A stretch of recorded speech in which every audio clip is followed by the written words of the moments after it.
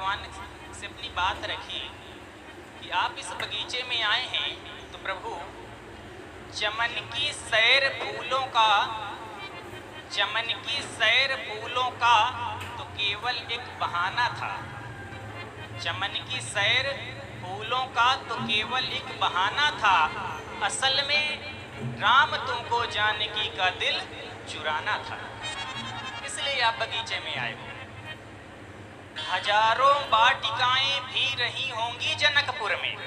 जनकपुर में केवल एक ही बगिया थोड़ी रही जिसमें दोनों लोग पहुंच गए, और भी बगीचे रही होंगी, पर ऐसा क्या रहा कि जहां सीता जी गई राम जी भी वहीं पहुंच गए।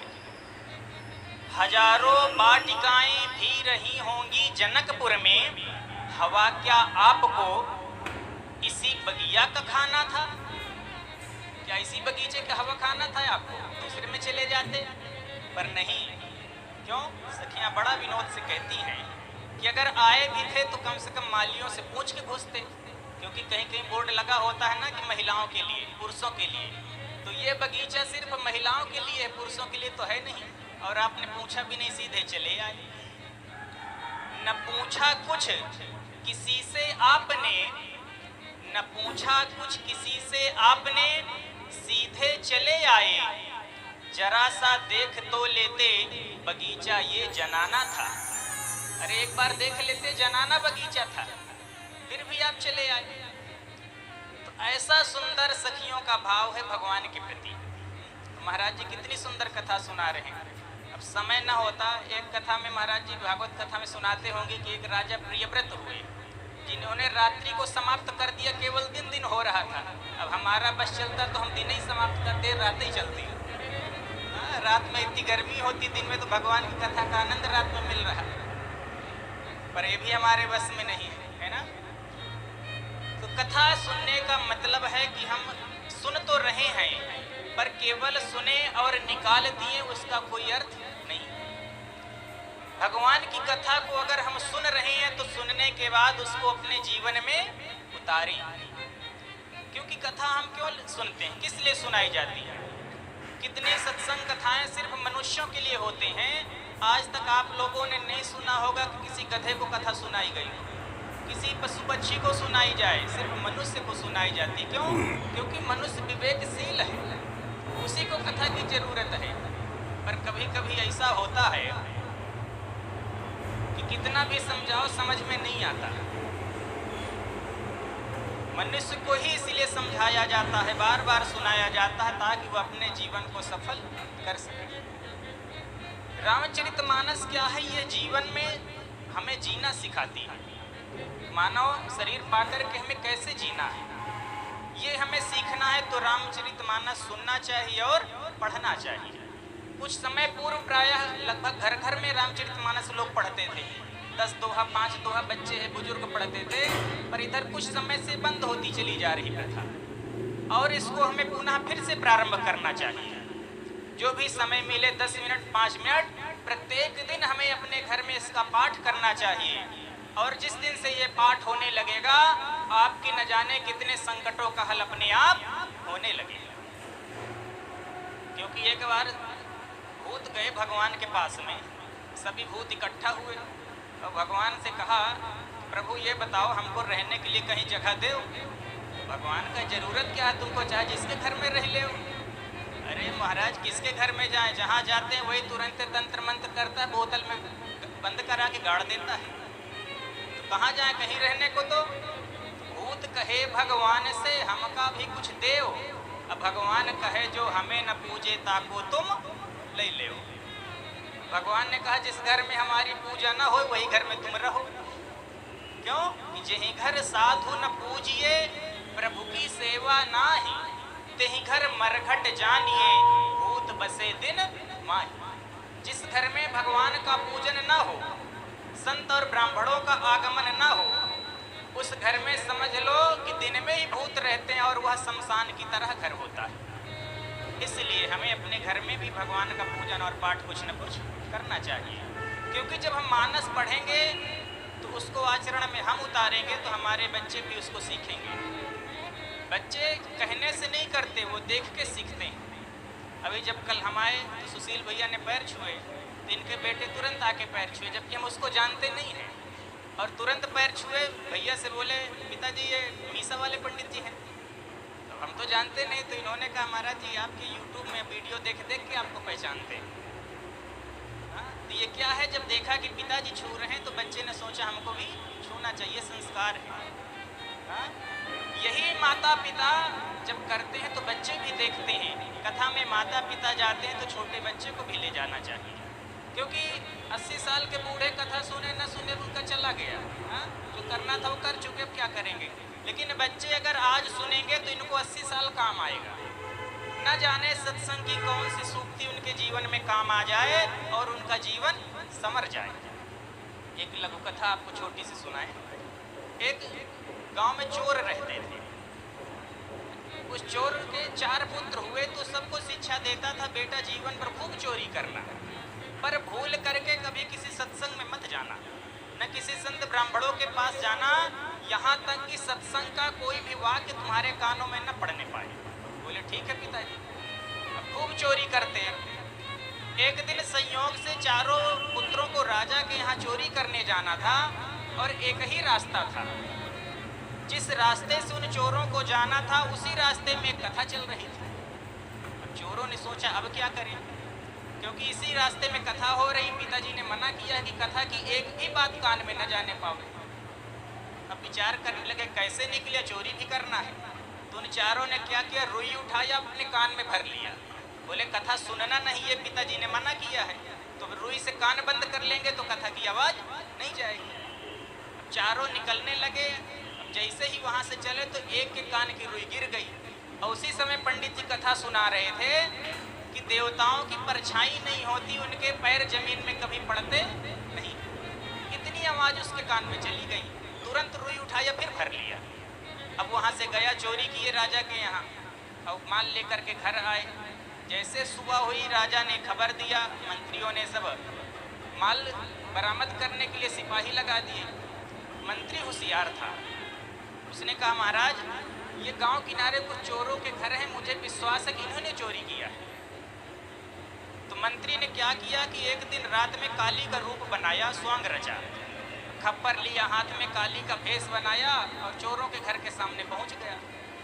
जोर से चिल्लाने लगा कि मैं काली हूँ, अपना हिस्सा लेने आई हूँ। तुम रोज मनमाना माल लूट के लाते हो, मेरा हिस्सा मुझे नहीं देते हो, जल्दी निकाल के लाओ नहीं तुम सबका नाश कर दूंगी। अब चोर बेचारे डरने लगे। जो और चोर थे सब ला के उसके चद्दर में माल रखने लगे, सोना चांदी जितना चुरा के लाई। अब ये चारों बेचारे सोच रहे कि बड़े मुश्किल से चोरी किए, अब सब इसको दे आवे। तो इन्होंने सोचा कि जब हम कथा में जा रहे थे तो पंडित जी कुछ कह रहे थे कि देवी देवता के पैर जमीन में पड़ते नहीं हैं, उसकी कोई परछाई नहीं होती, तो जला आज चल के प्रैक्टिकल कर लेते हैं। अगर काली होगी तो दे देंगे, कोई फ्रॉड होगा तो लाठी उठा लेंगे। अब जैसे ही पहुंचे तो देखा कि अब मंत्री था तो परछाई भी है, वो चल फिर रहा है। समझ गए कोई बहुरूपिया है। क्यों? क्योंकि पंडित जी कथा में झूठ तो बोलेंगे नहीं, इसका मतलब पंडित जी सही बोल रहे थे झूठ। अब तुरंत उठाई लाठी, जैसे ही लाठी देखा तो मंत्री भागा। अब काहे को काली, वो बेचारा भाग गया तो चारों बच गए। चारों इकट्ठे हुए, सोचने लगे कि आज पंडित जी की एक बात ने हम चारों की जान बचा दी। अभी पकड़े जाते तो जेल राजा भेज देता, हमारा माल भी बच गया, हम भी बच गए। तो आज एक छोटी सी बात से हमारा जीवन बच गया। तो अगर हम रोज कथा सुनेंगे तब तो जीवन ही संवर जाएगा। उसी दिन से उन सभी ने चोरों की प्रवृत्ति छोड़ करके सत्संग करने लगे और अंत में साधु बन गए। तो ये होता है सत्संग की महिमा। इसलिए बच्चों को सत्संग में लाना चाहिए, क्योंकि यही आगे चल के भविष्य है हमारे। ये सुधरेंगे तो युग सुधरेगा, हमारा सनातन धर्म सुधरेगा। आज के समय में क्या है, प्रायः पीछे देखो किसी के मस्तक में चंदन नहीं मिलेगा, एक भैया के मस्तक में केवल है। इतने वर्षों से कथा होती है। अगर हम हिंदू हैं तो हिंदुत्व की हमें पहचान होनी चाहिए। मस्तक में तिलक और चोटी जनेऊ हमारा पहचान होनी चाहिए। मस्तक हमारा तिलक से शून्य है, कौन हमें कहेगा कि हम हिंदू हैं? चोटी नहीं है तो कैसे हम मानेंगे कि हिंदू हैं? इसलिए हम हिंदू हैं तो भाई चोटी रखने तिलक लगाने में शर्म कैसी है? अगर एक फौजी भाई वर्दी न पहने तो उसको कौन फौजी मानेगा? आप हिंदू हैं तो हिंदू की पहचान हमें रखनी चाहिए। इसलिए आज से आप सभी लोग प्रण लीजिए कि नित्य प्रतिदिन सुबह स्नान के बाद हम सब लोग तिलक करेंगे। कितने लोग लगाएंगे? ईमानदारी के साथ हाथ उठाइएगा। भाई इसमें कुछ जाता तो है नहीं अपने घर से। और आपको एक बात बताएं, ये तिलक भी वशीकरण होता है। आप तिलक लगा के जब भी कहीं किसी काम के लिए जाएंगे, आधा काम आपका अपने आप हो जाएगा, क्योंकि सामने वाला देख करके प्रभावित होता है, वो समझ जाता है ये कोई भगत आदमी है। इसलिए हमें अपनी वेशभूषा में, और जब हम अपनी वेशभूषा अपनी मर्यादा में रहते हैं तो वही वेश हमारी रक्षा करता है। और यही ग्रंथ उपदेश सुनने का हमारा लाभ है। अन्यथा जब मानना नहीं है तो फिर सुनने का कोई मतलब नहीं। स्वधर्मे निधनम श्रेयो पर धर्मो भयावह। गीता में भगवान कहते हैं कि अपने धर्म में रह करके मर जाना अच्छा है, पर दूसरे के धर्म को ग्रहण करना ठीक नहीं। जिस सनातन धर्म में हमने जन्म लिया है उसी को मान करके ही मर जाएं, वो हमारे लिए अच्छा है। पर किसी अन्य धर्म को स्वीकार करके परिवर्तन कर दें, वो ठीक नहीं। इसलिए हम सबको अपनी चोटी शिखा का ध्यान रखना चाहिए। भगवान राम जी की कथा हो रही है तो बहुत से लोग अयोध्या जी गए भी होंगे। राम जी का नया भव्य मंदिर बना, आचार्य जी भी हमारे दर्शन कराए, और जब प्रतिष्ठा हुई हमारा सहयोग रहा कि हमें 10 दिन रहने का मौका मिला। गुरु जी का 1008 कुंडी यज्ञ था तो हम भी वहाँ शामिल थे। तो जब दर्शन भगवान के हुए, एक दिन पहले भी हम गए जिस दिन भगवान को स्थापित होना था। तो महाराज जी जब एक दिन पहले हम दर्शन करने गए तो हमारे मन में एक भाव उठा, और जब भाव उठा तो उनको हमने 4 पंक्तियों में लिखा। हमने सोचा कि क्या भगवान वास्तव में अयोध्या में अब तक नहीं थे?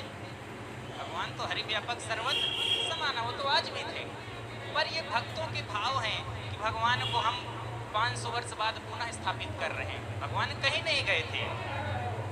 तो मैंने 4 पंक्ति में इसको लिखा कि मानो भगवान क्या सोचते कि रहा कण कण में हरदम अवध में यही। भगवान सोचते हैं रहा कण कण में हरदम अवध में यही। अपने घर से भला कोई जाता कहीं। अरे कोई अपने घर से भला कहीं जाता है? अयोध्या तो मेरा घर है, मैं कैसे छोड़ के चला जाऊंगा? पर भावना भक्तों की ज्ञान देखें सभी, भावना भक्तों की ज्ञान देखें सभी। आज महलों में फिर हूँ रहा जो कभी, आज महलों में फिर हूँ रहा जो कभी। यानी भगवान सोच रहे हैं कि कभी मैंने, भगवान सोचते हैं कि राजा दशरथ क्या महलों में जन्म हुआ, समय का अतिकाल हुआ कि तंबू में रहना पड़ा, आज हुआ फिर समय कि फिर पुनः मैं महल में आ गया। ऐसी भगवान की सोच है। और जब भगवान को देखा तो ऐसा लगा कि दर्श पाकर के जीवन सफल हो गया, दर्श पाकर के जीवन सफल हो गया। देख मोहनी मूरत मगन हो गया, राह तकती रही ज्ञान अखियाँ मेरी, राह तकती रही। हम सभी लोगों ने 500 वर्ष की लड़ाई लड़ी, राह देखते रहे, पर सौभाग्यशाली हम रहे कि हमारे सामने यह निर्णय आया। राह तकती रही ज्ञान अखियाँ मेरी, आज धरती गगन भी मगन हो गया, आज धरती गगन भी मगन हो गया। ये हम सब लोगों का सौभाग्य था। तो कहने का मतलब है कि अगर हम कथा को सुन रहे हैं तो उसको जीवन में उतारें। बस इतना ही स्वभाव है। महाराज जी तो कथा सुना ही रहे हैं, 7 दिनों से ज्ञान रूपी रस की वर्षा कर रहे हैं, और 2 दिन बचे हैं, कल और परसों। कल जो महाराज जी ने अभी कहा कि कथा हम विवाह की कथा सुनाएंगे, सबसे रसीली कथा है तो भगवान के विवाह की। अब आप लोगों का मन है तो महाराज जी भले आगे की कथा सुनाएं, नहीं तो अगर विवाह की कथा कल परसों दोनों दिन सुनाएं तो आप लोग रस में सराबोर हो जाएंगे, क्योंकि भगवान के विवाह में इतना आनंद रस बरसता है कि रसगुल्ला से भी मीठा है। इतना हास परिहास विनोद चलता है कि कुछ पूछो नहीं। आप सब लोग 2 दिन तो जरूर आइए कथा में, पर समय से आइए। महाराज जी 5 घंटे लगभग कथा सुनाते हैं, इतनी लंबी कथा कोई वक्त सुनाता नहीं। ये आप लोगों का प्रेम है जो महाराज जी को 10 बजे तक यहाँ बैठा के रखता है, नहीं प्राय 3 घंटे 3.5 घंटे। संगीतज्ञ बंधु भी आपके प्रेम में ही बैठे रहते, नहीं वो भी देखने लगते महाराज जी टाइम हो गया। हाँ, ये सिर्फ आप लोगों का प्रेम है, और प्रेम के बस में तो भगवान खींचे चले आते, फिर ये तो इंसान ही है। जब वृंदावन से चले आए तो घंटे 2 घंटे और बैठे रहेंगे, है ना। लेकिन जब आप लोग भी प्रेम दिखाएंगे तब, वैसे अब तो प्रेम आपको हो भी गया होगा, क्योंकि जब शुरू में 1-2 दिन होते हैं महाराज जी, तो पहले तो ये ऐसे ही हिलते डुलते हैं, परिचय नहीं होता, एक दूसरे को पहचानते नहीं। पहले तो ये ऐसे ही हिलते डुलते हैं, दिल के दरवाजे हैं आखिर खुलते खुलते खुलते हैं। तो अब तो 7 दिन में आप दोनों लोगों की खुल ही गए। आपने आचार्य जी को समझ लिया, आचार्य जी ने आपको समझ लिया, है ना। तो कल परसों अब कल परसों आप दो लोग समय से आकर के पूरी कथा का रसपान कीजिए, तभी आनंद मिलेगा। आइए एक छोटा सा भजन और उसके बाद में फिर हम सभी लोग आरती की ओर बढ़ते हैं। आप सब लोग भगवान को अपना साथी बनाना चाहते हो ना। कोई पुत्र बना के पाना चाहता, कोई मित्र बना के, कोई इष्ट बना के, सब लोग चाहते कि भगवान हमारे कुछ न कुछ बने। आइए हम सभी लोग बड़े प्रेम भाव से गाएंगे। साथी हमारा, साथी हमारा कौन बनेगा, तुम्हें न सुनोगे तो कौन सुनेगा, तुम न सुनोगे तो कौन सुनेगा। साथी हमारा कौन बनेगा, ओ साथी हमारा कौन बनेगा, तुम्हें न सुनोगे तो कौन सुनेगा, तुम न सुनोगे तो कौन सुनेगा। जय हो।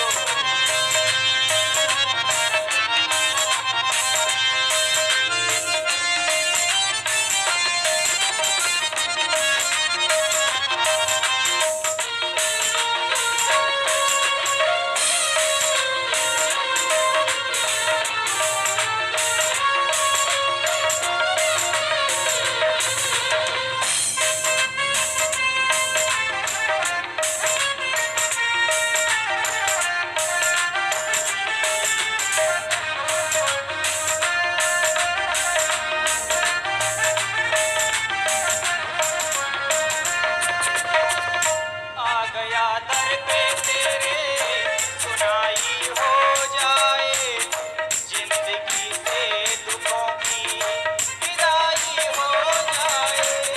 आ गया दर पे तेरे, सुनाई हो जाए, जिंदगी से दुखों की विदाई हो जाए। आ गया दर पे तेरे, विदाई हो जाए, जिंदगी से दुखों की विदाई हो जाए। आ गया दर पे तेरे, सुनाई हो जाए, जिंदगी से दुखों की विदाई हो जाए। एक नजर कृपा की डालो, मानूंगा एहसान, मानूंगा एहसान।